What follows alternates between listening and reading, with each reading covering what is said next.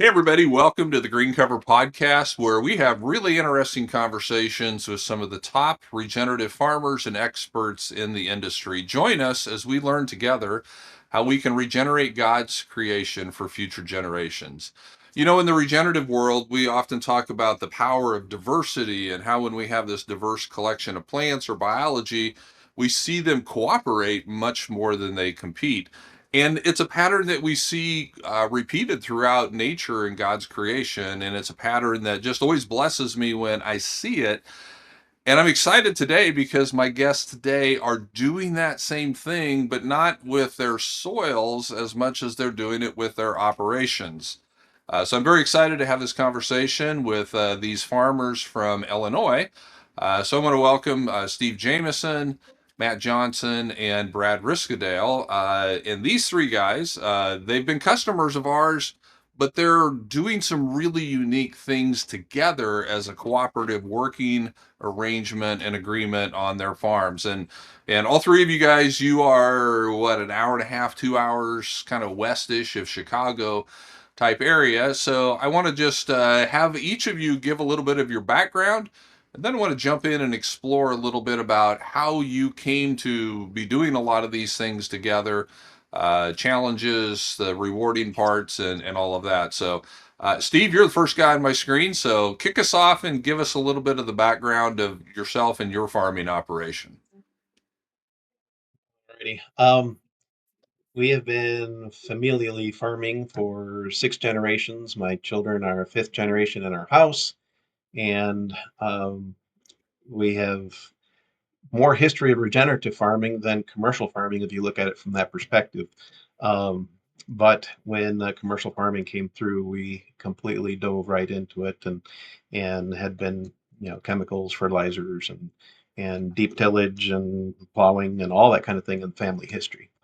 Um, a few years back, just going into the regenerative side of things, I was farming some ground that the neighbor pulled out a fence, and that fence was a dam. And when it would rain hard, that would hold the water, but without that fence, it became a rushing gully. And Matt and his father had been doing cover crops for years, and so I blamed Matt for all of this. I started looking into the rye that they had been planting and discovering all the neat aspects of erosion control and nutrient cycling. And once I started doing that research, I found YouTube with a lot of your videos on it, and I became hooked. And it's like, this is a better way. And then my daughter also works for a company that takes her to Europe frequently, and she has all kinds of food allergies here, but not there. So then the track of human health and soil health became fully integrated to me. And about how many years ago was that you started, your YouTube journey and going down this path?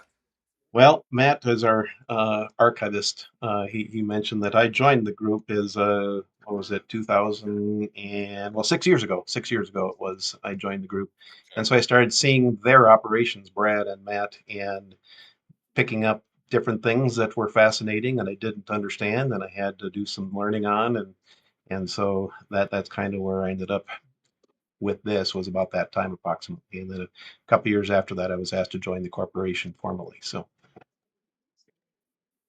Okay, great. Well, Matt, we'll go to you next since you just got drugged through the mud there by Steve blaming you for a lot of these changes. So give us a little bit of your history and background, So Matt. we're a little bit farther east than Steve and Brad are, closer into Chicago. Um, but fifth generation family farm. Um, my parents have been on the ground where they are living right now. Been farming that, like I said, for 5 generations. We've expanded and changed, um, picking up ground and changing things. Um, 2006, I started working for Brad. Brad has a trucking company, and I started working for Brad. And we had come from a conventional tillage operation back in the 80s, switched into no-till in late 80s, early 90s, seeing soil health benefits there. 2006, I started working for Brad and driving that truck. Um, that sparked the conversations with between the Riskadal family and my family as to we're both small operations. How do we afford equipment? Um, Equipment prices getting very expensive. What do we do? And things proceeded from there. So Okay, and so Brad, sounds like you kind of were at the center of all of this. So give us your history and background, and then also mention how your son is fitting into the scenario here as well, because Yeah, he's not able so to join us on the call today. right, correct. Yeah, Keith, I'm fifth generation family farmer right at 130 years of family ownership here this last winter. And Stephen would be my sixth generation, and he's active in the daily operations. He's active in a lot of the coordinating that we do as a result of working together here. Um, back when back in when I met Matt, I appreciated the way he was doing things, and we were both using old combines, and we kind of sat down on a napkin and said, you know what? I think if we had one good combine and we work together and we treat each other's farms as though they're as important his farm is important to me as mine is to me. I bet with a good combine we could work together and get this done in less time. And so that's how it started, and we actually made that happen. Um, that was What 18. year would that have been when that started? Well, this fall will be our 18th harvest Okay. together. So to give a little bit idea on that. Then along the way, 2019, I had 14 inches of rain in the month of June, May and June, and was not able to plant 85% of my crop. But I noticed there that the soil I had not touched yet was percolating better than what I traditionally would have tilled by springtime. And that made me start thinking, okay, there's something wrong here. Tillage is creating more problems for me. How do I get around that? That led to I started strip till that year. That ran me into some cover crops. I started dabbling in some of that and started to grow. Since 2019, I've seen a phenomenal difference in our soils as a result. So our family's done, livestock over the years. When I first started farming, I was raising 6,000 head hogs a year. But yet our crop production is still, modest. We average between the three of us less than 1,000 acres apiece. And so, there's a need to do some of this sharing in order to keep your expenses right, but yet still enjoy the technology, the productivity, and then that's grown into other things. So that's kind of where we're at, Keith. Yeah. So thanks for sharing that. That I think sets us up for a really good background here of your ability to share your resources. And it started out with equipment, I assume. So it started out with a combine, it sounds like. Where did it grow from there? Did you just keep the joint ownership of the combine for a while, or did you quickly go into other equipment? And then are you also sharing all of the labor when it comes to running that combine in the harvest as well? It started out with the investment in the combine and the heads, and a couple grain carts to make the flow work good and to keep the combine effective when it's in the field. And then at that point in time, it was our dads, Matt's dad and my dad, who carried the corporation at that point in time. We set it up as an entity separate from our farms. The idea being equal ownership in the assets, but paid according to the acres we use them on. So that's what helped the cash flow of the corporation. If I've got more acres than Matt's, your acres are never going to be equal. So there's been times mine's been more, his has been more. We pay according to the acre, makes the cash flow, makes the payments, makes the entity work on its own. And we ran with that for the longest time. We made some improvements on our personal operations to make the transfer of grain quicker. We put in bigger bin spreaders. We bought bigger augers so that we could spend less time loading and unloading, save ourselves a little bit of labor there. But that was the small things. And we kind of operated the combine based on whose whose crop, whose farm, whose field is ready next, or in the case of corn, whose field is ready next, and the grain dryer is ready to take it in to keep those grain dryers efficient in moving. So we find ourselves with more road time than we were used to on our own, but together, uh, we still got more done as a result.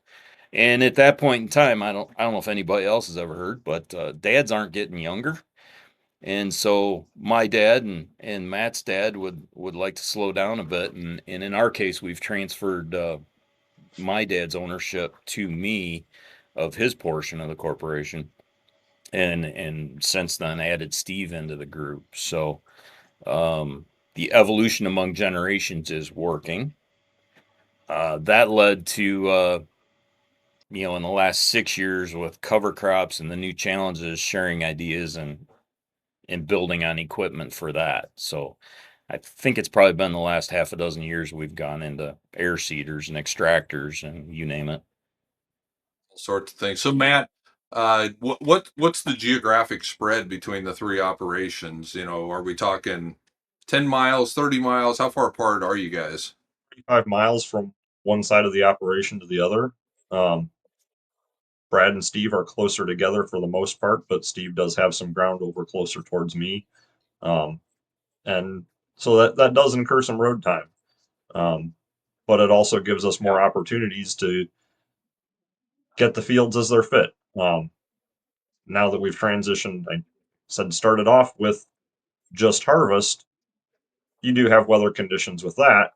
But now as we've transitioned into doing more and more together, planting and some spraying and other things, there's less chance that we're going to be rained out on any given day just because of a stray storm. Um, so we have to take that into account, the travel time. But there are large operations around here that are stretched out over way more miles than we are. Sure. So Yeah. Yeah. So Steve, what was it like?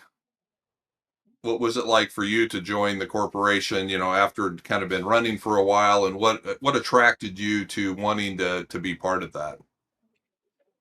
Well, I was harvesting with my daughters and wife, and they were on the auger carts and somewhat enjoying, but not fully enjoying it. So then I hired a neighbor kid, and he did not pull down the auger one harvest, and he ripped down all the wires in my farmstead. And then I go out with my old combine, and shortly thereafter, my back axle, the hub falls off because the bearing breaks. And then Matt, in God's timing, calls up and just says, "We've been talking. How about joining our harvest group?" I'm thinking, you know, I need to listen. God's telling me something here. And so the fact that we've got skilled labor, the fact that we've got good intellectual discussions on different ideas and crazy things that we hear and can bounce things off, that was all stuff that was very, eventually appealing to me. But yeah, it was just that timing of that harvest was just ironic. And I had been aware of Matt and Brad's arrangement for quite some time. Matt and I go to church together, we sell crop insurance together, and so Matt and I are pretty knit tight together in that regard. So when I first was approached to do that, I was an employee of the corporation, and then they rented my tractor and auger cart, and so that's kind of how we sort of started to do things. And I call that when I was on probation, see if I would rip down any wires or anything in their yards.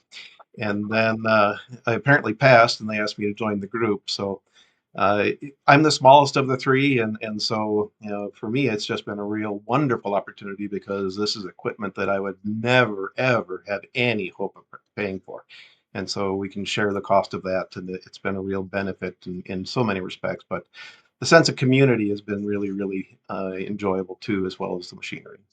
I'd like to throw one thing in here too. When we sat down back 2007 and started drafting this up, um, between my dad and Brad's dad and Brad and myself as well, we set up the corporation for liability reasons, but also one of our main goals was if it didn't work out, we wanted to be able to walk away as friends. I remember that was Brad's comment was we want to be able to walk away as friends if this doesn't work out.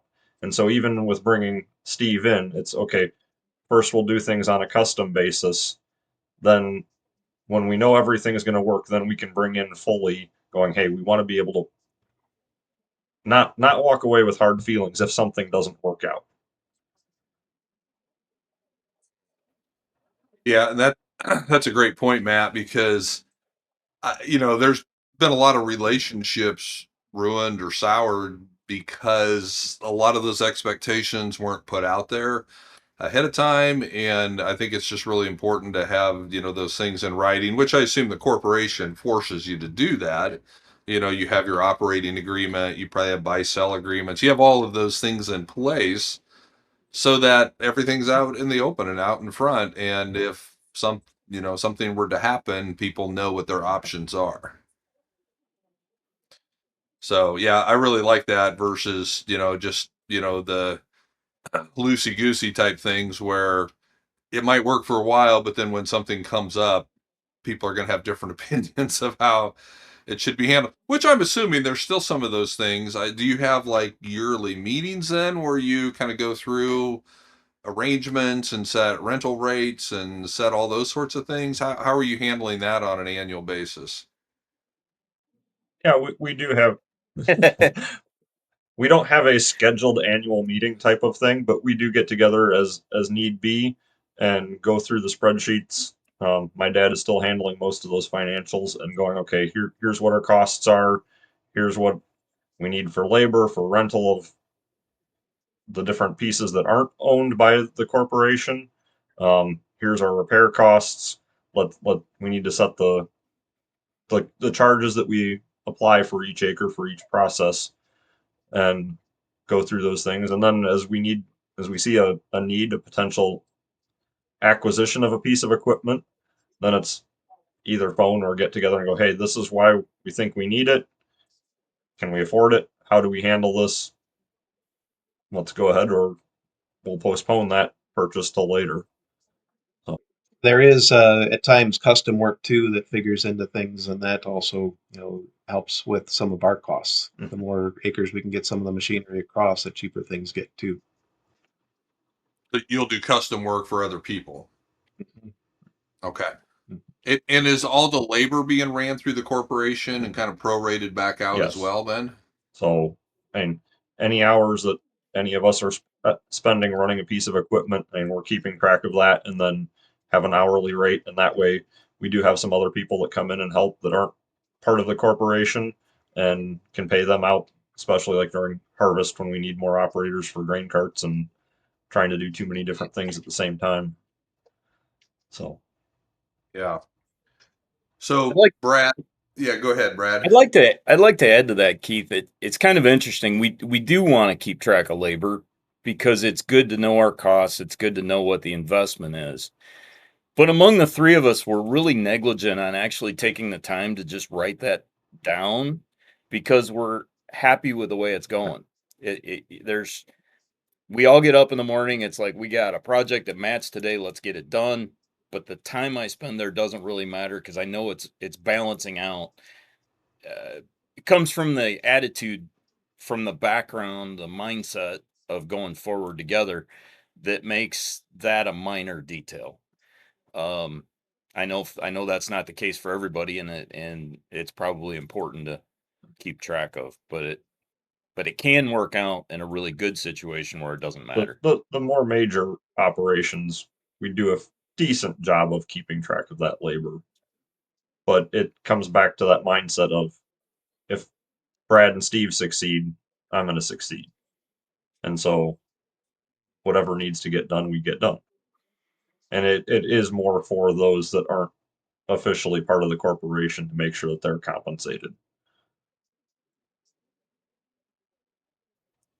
I like that. I mean, it's a true community mindset. And, I believe that that's one of the things that sets regenerative agriculture apart from just simply soil health. We all know the soil health principles, keeping the ground covered and diversity and all these things.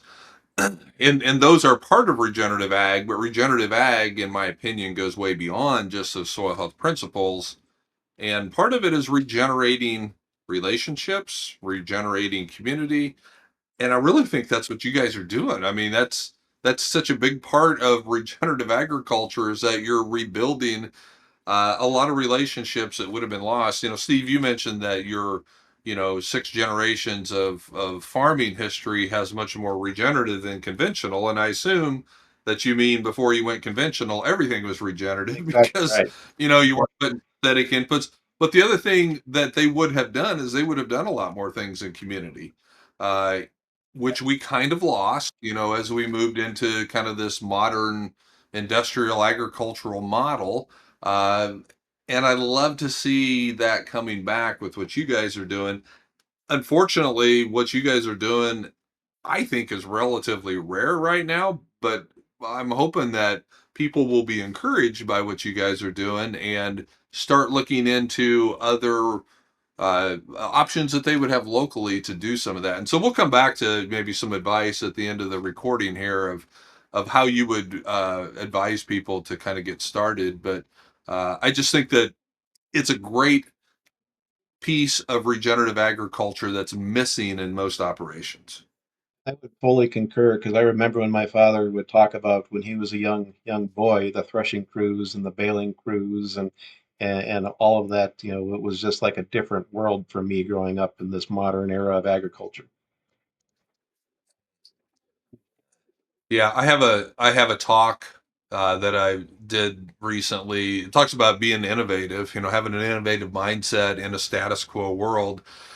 And one of the things that I think we've lost is that pioneering spirit of just being willing to try new things and push those boundaries and just go out in the frontier and do things that aren't necessarily proven and are kind of scary. And but I make a very strong distinction between being a pioneer and being a mountain man. Because the mountain man, he was out there doing it all by himself, and the pioneers largely did things together as communities. Mhm. So just because you're trying new things doesn't mean you have to try them by yourself. And I think you guys are a great example of having that pioneer spirit. And I want to get into some of the new things that you've done that maybe has been encouraged through your cooperative efforts.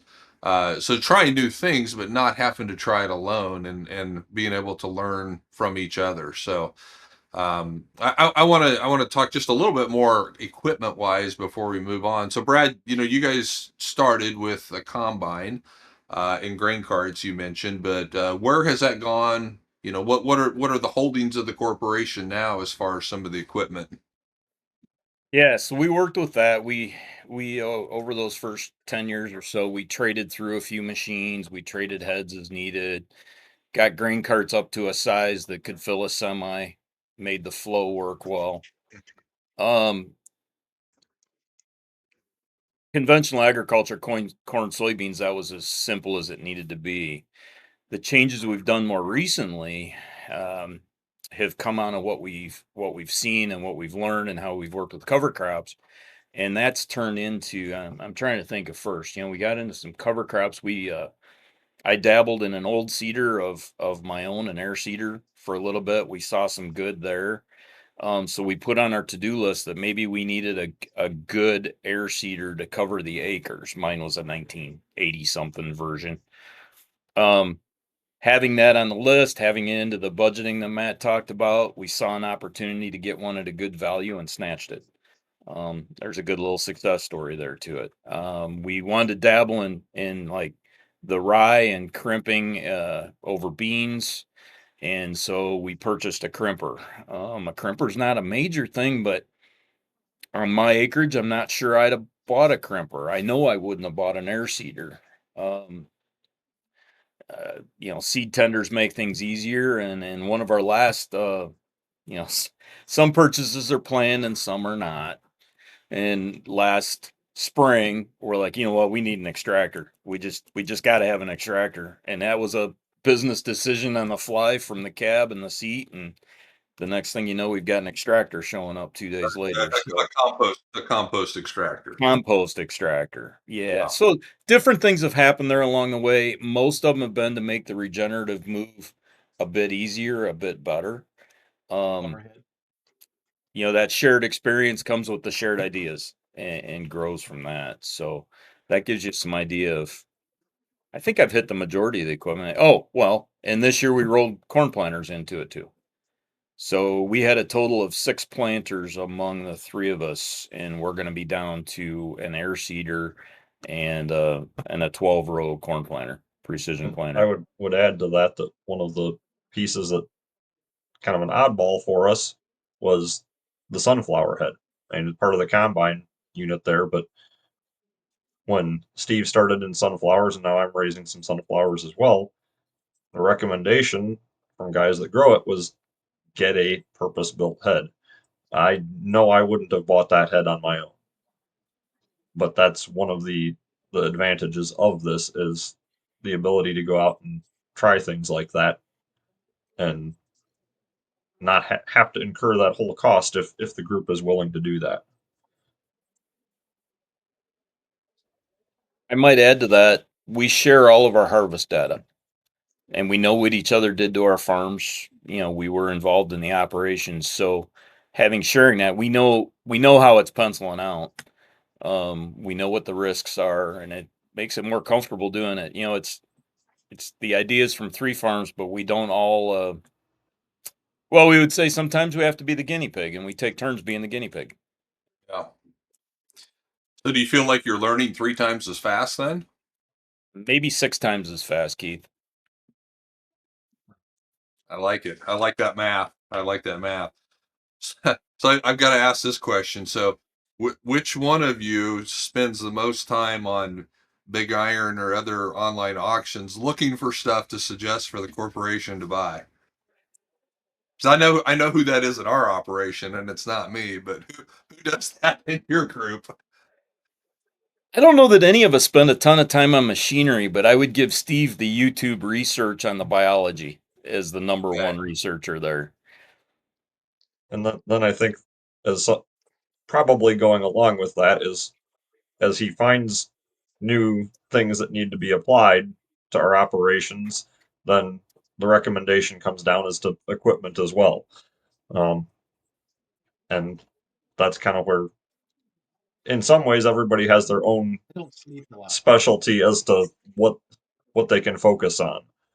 Um, we all bring different ideas and different principles to the table and respect each other's ideas and able to work with that. It was kind of a funny thing for me when I was very, very new to officially to the group, though we've known each other for years. When I said I'd like to get a sunflower head, and they're like, okay. And of course, that was all spawned off of the YouTube videos watched probably at 3 o'clock in the morning and watching you talk about sunflowers and cereal grains, Keith, and your 6 minute video on that. I still watch that from time to time. Go, boy, I got to make this work yet. No.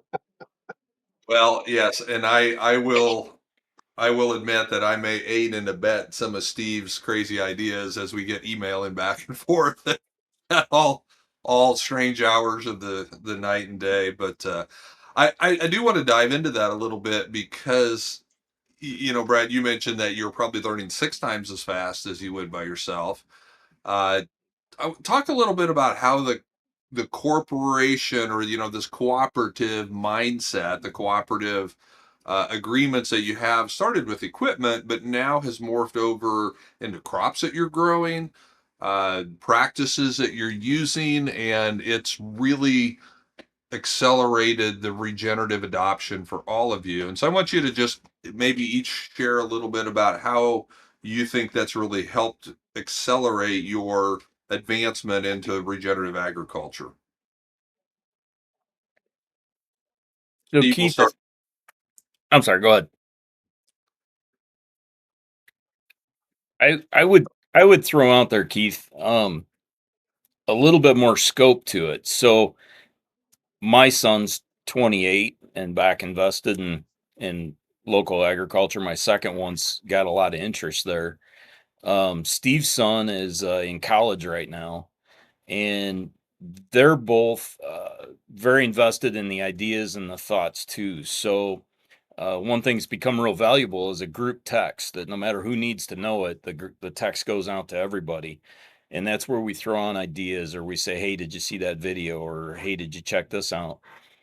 Um, so in what we're doing here with the equipment leading to kind of a mutual respect for sharing other ideas and looking out for the best interest of what's going to happen in the future, we're looking at what's there for the next generation. Some of these changes could take long enough that I may not get a whole ton of return on them, or at least when I started, I took that approach. But yet I got a next generation who wants to be involved in what we're doing, and they're seeing, even Joseph being in college, he's seeing and understanding the changes that we're making along the way. So hopefully he gets a jump step on management as he comes back into the Jameson's farm operation, and make things work. And I know Steven's in that position where he's now selling cover crops. He's helping us with the technology. He's the young guy in the group that is the go-to when the John Deere's not communicating with the air seeder. He figures those kind of things out, and that's real valuable. As well as getting his own feet wet on an investment in agriculture. Um, you got to make those things happen. You got to have the window for it. So what we did 18 years ago with equipment has put us in a great position to grab another enterprise now to help move forward in grazing cattle or selling cover crop seeds, or if we were to pick up if we each picked up 500 acres next week to farm, the equipment that we've accumulated and the labor source we have and the next generation to come into play is all right there and ready to go without a second thought as to whether it'll work or not. So we're positioned to grow. We're positioned to make that next generation a little bit better off. Yeah, I like that, and I just, for full transparency, so your son Steven he's selling cover crops. We're setting him up as a green cover sales partner out there, which we're very excited about. I think there's a lot of opportunities. I know he was out at Farm Progress Show with our guys out there, and so we're just excited about what those opportunities, could be not only for him for your whole operation, but also for green cover and kind of expanding into that area. So I love the thought of how you're setting up opportunities for future generations. And Steve, you see your son Joseph, he's in college and interested in coming back. I know he does a lot of your drone work. Uh, do you see a applicator drone in the future of the corporation? Let me just speak briefly about regenerative agriculture and what I think his perspective is that if we were just doing corn and beans and chemicals and what have you, he maybe have had an interest in coming back, but I would almost say no. With the whole regenerative thing, and we interseed cover crops into our corn, generally speaking, and we do, try to get a cover crop all over everywhere. Just going out and walking in the fields with him and looking at all these different plants that we struggle to identify that we intended intentionally planted, he's just loving it, and he's just really, really showing a great interest in this. And I think regenerative agriculture has unlocked in him an interest in this whole thing. So I definitely foresee him returning.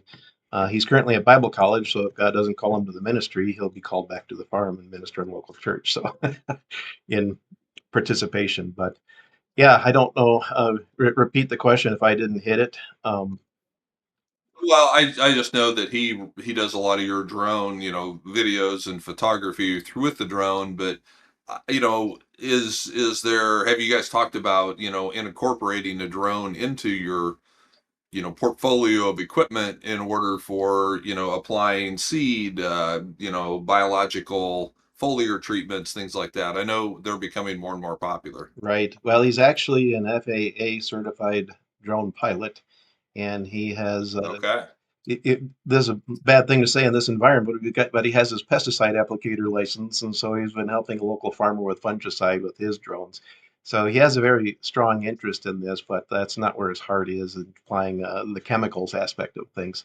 And we have looked at getting one to apply cover crop seed, perhaps on a uh, here and there type basis, but it's the success of aerial seeding cover crops we have tried numerous times and it's not been perfect unless it's rye, which can grow on a billiard ball, they say. So He does have a drone that does very extensive crop analysis, and he's been doing some of that and would like to do that in a commercial way down the road too. So he just needs to be around a little bit more to develop a client base for it.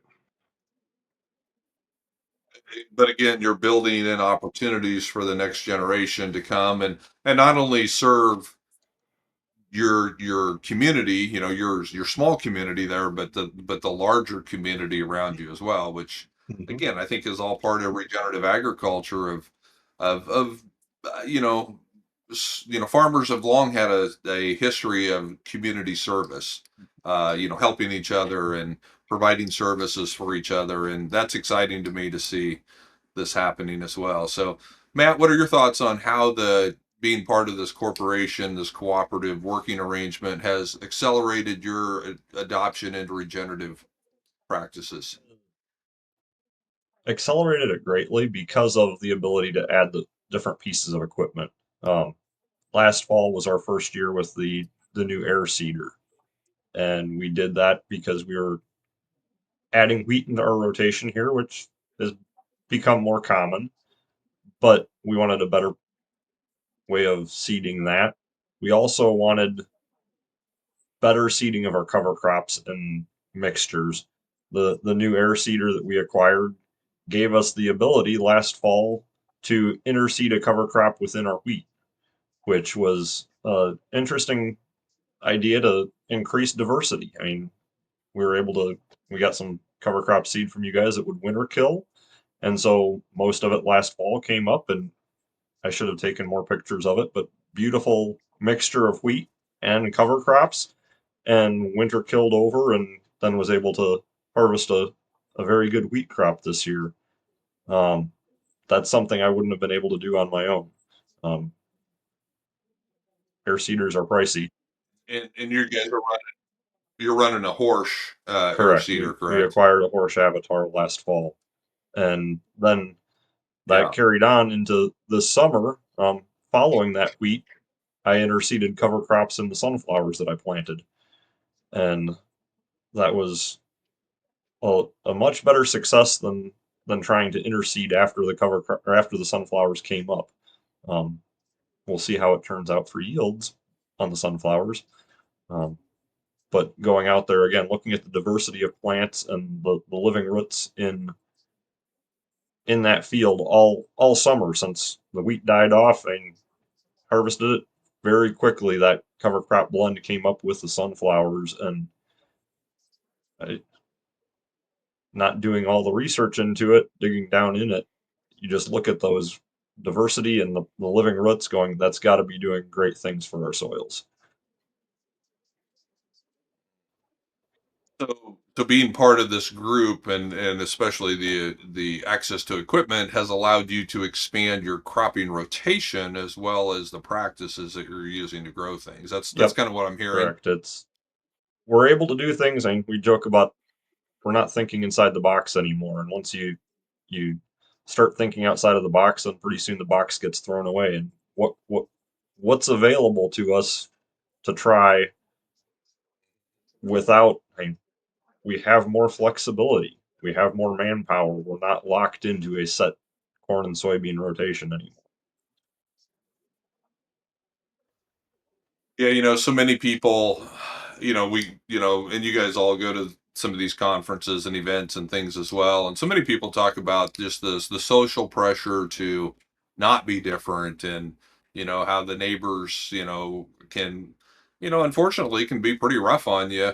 Uh, but you guys are your own little support network, your own social network, and I'm sure that's just got to be very encouraging and very helpful to each of you. So maybe just share a little bit about how you encourage one another, as you're trying these new things.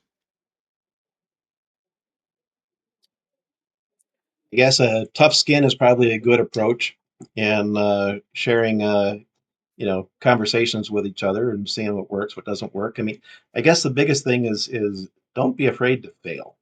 And there's going to be there have been some things that we've done that didn't quite work as planned, and you just learn from it and move on, and What's funny for me is I had a year where I had planted green corn into rye, and we had a snap drought. I mean, it just got dry. It didn't rain, and that was a bad, bad plan. And when you plan for rain and don't get rain, that affects everything. And so that killed that year of corn. And so I went out there. I had extra sunflower seed, and I planted sunflower seed, and away we went. Well, what was funny to me is nobody really approached me directly. I think they approached you some, Brad, and they approached my agronomist at the local co-op, and really nobody asked me much of anything except one guy. And so here's sunflowers growing in an area that had not seen sunflowers ever in a field like that. And so in some ways you have to have fun with it because the amount of confusion we caused the neighbors was enormous. And then of course it was very popular when it was all in full bloom. We had people lining up on the roads, creating problems that the county sheriff's department was even talking about. So, Would take their picture in the sunflower field. yes, yep. It was a spectacle. There was a lot of photo taking and just a ton of fun. The chatter behind it, and so you could look at it as needing tough skin, but you're trying something different. And if you can make it work reasonably well, or learn how to make it better a year after, 2 years after, as the rotations go, it all helps. Yeah. But it's brought me to a position where I am more excited about production agriculture now than I have in the last 30 years. When I was young, it's just young and new and figuring it out, and horsepower and diesel fuel is kind of fun too. But now it's the changes I'm seeing in the soil. It's more earthworms. It's we were corn and soybeans, and now we're wheat and rye and sunflowers and sorghum. And I've got cattle on pasture and haven't had a herd of cattle on a farm in goodness 40 years here. And so it's you kind of get used to the change. And when you've got good teamwork behind it, the three of us, our dads, our sons, that are like watching out for the greater good, but saying, yeah, let's try 30 acres, 40 acres. Let's try 100 of this. It kind of worked last year. Let's change these three things and we can do better next year. Um, it's made production agriculture a lot more exciting. So, Brad, you talked about you have a herd of cattle. Does anybody else have livestock? Do you do any cooperative things with the livestock, or how does that work? Brad's our guinea This is pig. the first thing. Yeah, you're right, Steve. I'm the guinea pig. Actually, Steven is the guinea pig. My son is this year. So it's been a year in planning. Last year's wheat was harvested early July and planted to a diverse mix of maybe 10 different cover crop seeds that you, Keith, and Dylan, and some of your resources were able to help us from what's happened in Nebraska to have kind of a salad, so to speak, for these cattle. Blessed by some awesome rains in July, we've got a great stand out there, and just in the last 2.5 weeks, we populated that with 150 head of cattle. And we'll feed those through Thanksgiving or Christmas, depending on how the cover crop holds up, and take them back to market, probably in a feedlot ready situation. And so that's the first significant livestock that any of the three of us have gotten into. That goes back to, even though we're all working together, we're all bouncing ideas off each other. We all have different operations. Um, Brad is more, his ground is closer into one location. Steve's is probably the most spread out. At the same time, mine is closest to the edge of suburbia, and we have a lot more housing around here and smaller fields, and that makes it harder to bring livestock in. Um, I'm sure a few of the neighbors would not be very happy about 100 head of cattle roaming around behind their house. So, um, differences in operations, but yet still working together for the same goals amongst us. And this is where some of the biology that we've been trying to either brew or extract can sort of be the cow that you can't put on some of this ground that we farm. Yeah, so talk a little bit more about that, Steve. Are you making your own compost and then extracting it? Are you purchasing compost and pulling extracts, or how are you doing that? We have a desire down the road to actually make our own compost successfully, but as of right now, the compost that we've used has been purchased. Um, so yeah, it's there's so much to learn about some of these processes that sometimes it's easier to just get a known product that is a good quality product and just say, okay, at least if it didn't work, I know at least it wasn't how I made the compost. Yeah. And that does kind of lead me into, I wanted to kind of ask each of you, what do you see coming next? What are the next things that you want to try, both individually or, potentially with the corporation's assistance? So Steve, it sounds like, perhaps making your own compost would be one of those things. And again, that opens up additional opportunities for someone else to come back and, be a part of that type of operation or enterprise. But what else have you guys talked about or are you thinking about for, let's just say the next, 2 to 5 years? I don't know if I can pull it off. Rick Clark has left me more times than not with my mouth hanging open saying he's no-till organic. Um, so I don't know if I will be ever there, but if I can be almost there, I'll be happy. Uh, I don't have the opportunity to, as of right now, all of the markets that he's got for all of these other crops that he can raise. No organic dairy is right next to me to take some of that stuff. But that would be one of those goals. If we can pull off down the road, I'll be just thrilled over it. But more emphasizing the regenerified aspect than the organic aspect. But if I can get all my fertilizer out of the ground and with cover crops and with biology, and if I can weed, feed, and till with cover crops, to me that's oh, I would love that. And so that's still something I'm still pondering in the wee hours of the night, saying how can we pull this off. Great, Matt. How about you? I don't know that I have as ambitious of goals as Steve, but it's just utilizing the corporation to be able to be more efficient. Um, in my inputs, I'm going down the path of regenerative, being able to reduce input needs, and I think that's one of the big things. I don't foresee necessarily huge acquisitions by the corporation in order to do anything. Um,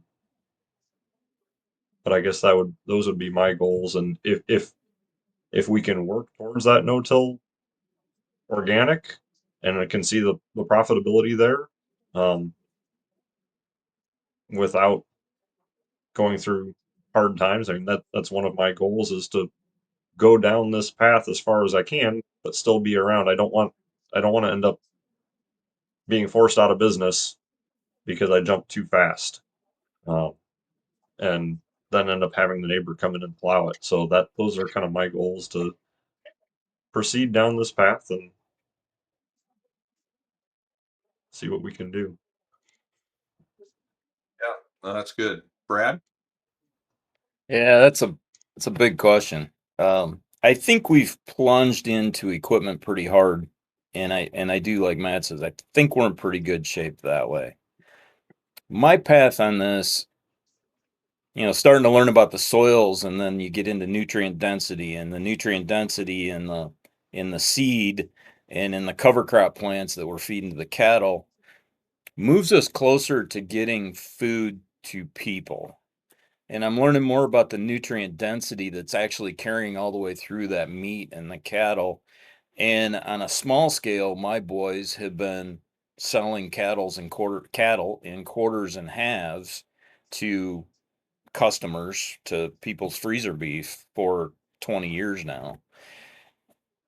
I'm wondering how we're going to get that nutrient density further in, because I see a lot of value in it, and I feel like a really small cog in a big world we live in here.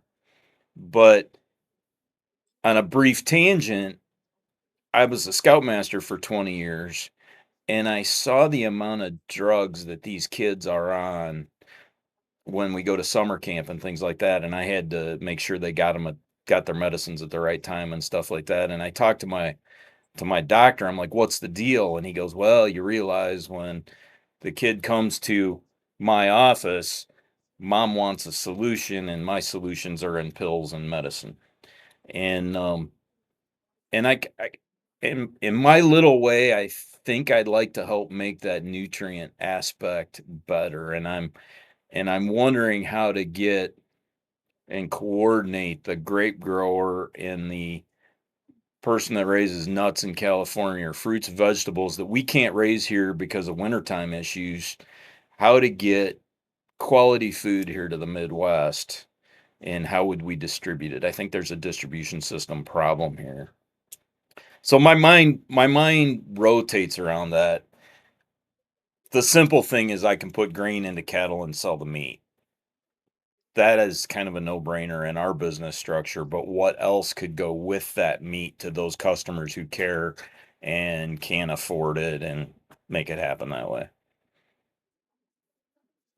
Do you see a potential down the road of, as your entity, both individually and the corporate level, as it grows, do you see potential or possibilities for joint marketing of products that have been grown regeneratively, proven to be more nutrient dense? Do you feel like you can have some marketing leverage there between your operations as well? I do. I do, and I'm not sure that it's the equipment side of it that makes it happen. I mean, it could be another entity that gets into the marketing. Yeah. It's another line of specialty because the corporation was really set up and designed and financially managed to keep our equipment costs at bay, not to be a income producing entity necessarily. It's save money on production.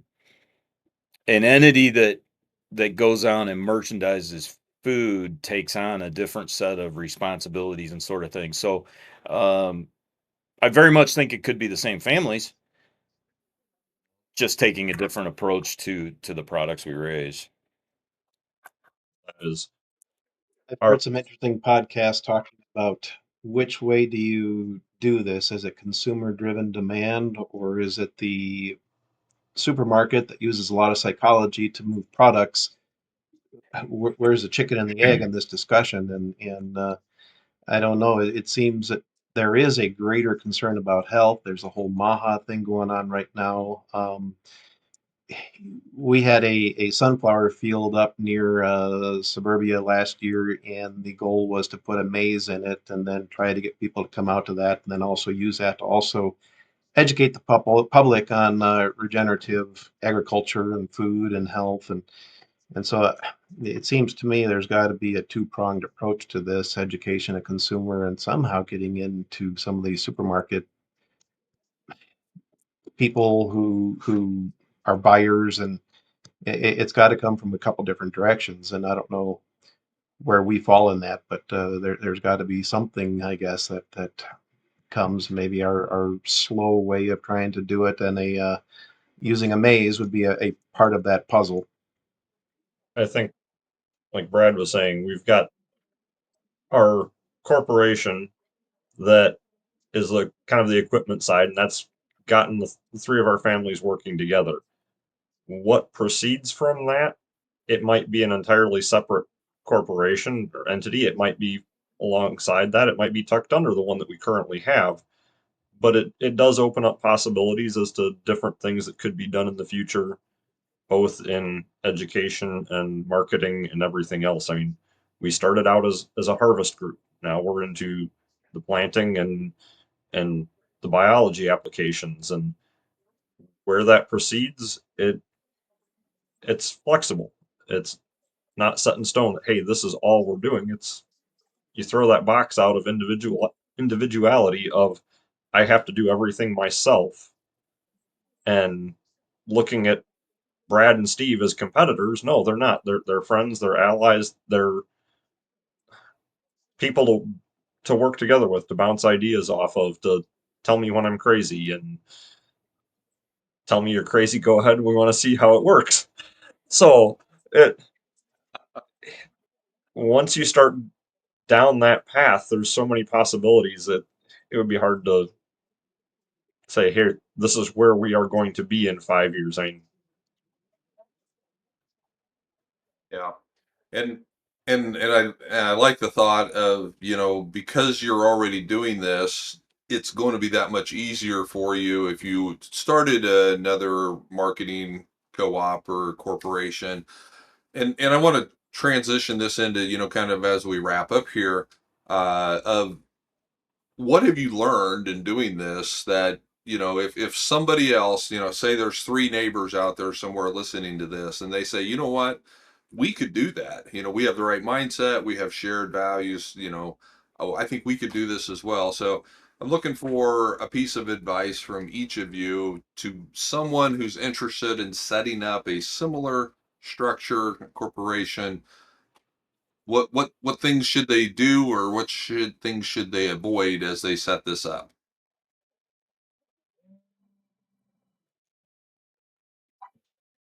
So I'll kick it off. There's a whole lot to it, and you could talk for hours and go. But my advice would be this: after studying some like mergers and acquisitions and how businesses fit together, overwhelmingly, it's for their success is, are the businesses managed in a somewhat similar way with a somewhat similar leadership? Is it a group type leadership or is it a dictatorship type of business? I would say two things. I would say number one is, do your management styles fit among the producers that are looking at working together? And I would say, is there mutual respect for the individuals involved? And if there's similar management and mutual respect, I think those are the two key things. Everything else is just numbers and ideas and good hard work to make it happen. Good. Matt, how about you? I would say the main thing being that mindset. I mean, the reason why this has worked is that mindset that we're all in it together. I mean, do unto others as you would have them do unto you. Um, if if I'm out there looking out solely for myself, it's never going to work out. Um, love your neighbor as yourself. It's Yeah. And I think you said this earlier too, Matt, is that you really treat each other's land like it's your own. You don't really differentiate between that. And I think that's exactly the yeah. point that you're I'm making not there is that's I'm not going to go fine. out and plant Steve's field when it's underwater just to get it done. We're going to go out and try and do the best job on his ground. Same on Brad's. It's we want to see each other succeed. Yeah. Great. Steve, how about you? This is a tough question to go third on, so I'll just say make sure your partners are very selfish. And no, I've been very blessed because I have developed great friendship with Brad that I didn't have prior. And Matt, of course, I've known, like I said before, and having partners who really have your interest in mind and are selfless and no, we have a wonderful group. We literally farm next to each other, even though we're spread out, and we're not competing. I mean, if Matt and Brad and get another 500 acres and I don't, I'm thrilled for them. I am just overjoyed for them. So having a attitude of you're happy for people when they do well, it's what keeps this going. If we end up becoming very resentful, jealous, envious, those kind of things are going to just destroy everything. So I guess, you know, you have to really understand the character of who you're getting involved with too, I think.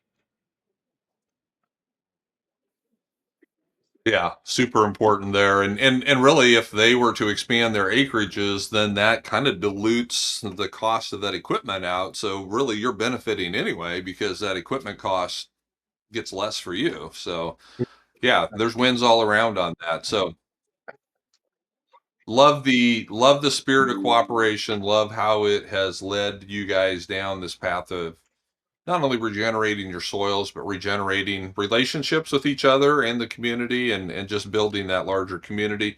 And very excited about, the next generation. So essentially you have a third generation coming into your corporation. And that's pretty cool too. That's pretty cool too. So, folks, thank you for listening. We hope that this has inspired you to do more things cooperatively with your neighbors, whether it's in a formal corporation like this or just lending a hand. Like we're called to do, to be good neighbors and to be good stewards of what God has given us. And that's not just the land and the tools that we have, but also the relationships that He puts before you. So, thank you for being part of this podcast, Steve and Matt and Brad. Thank you for sharing this information. And we just hope that everybody goes forth and has a great regenerative day. Thanks, everybody. My brother and I started Green Cover in 2009 because we understand what it's like to be a farmer starting out on the journey to improve soil health. We saw the power of plant and biological diversity on our own farm here in Nebraska, but we found that it was difficult to get the right cover crop seed mix. We also learned that there was a big learning curve in successfully implementing cover crops. That's why we built Green Cover, so that farmers like you can access the highest quality cover crop seed put into the right diverse mixes, along with the technical advice and the educational resources to help you successfully implement cover crops on your own operation. So contact us today and we'll help you with the right cover crop mix for your farm or ranch so you can regenerate your portion of God's creation for future generations.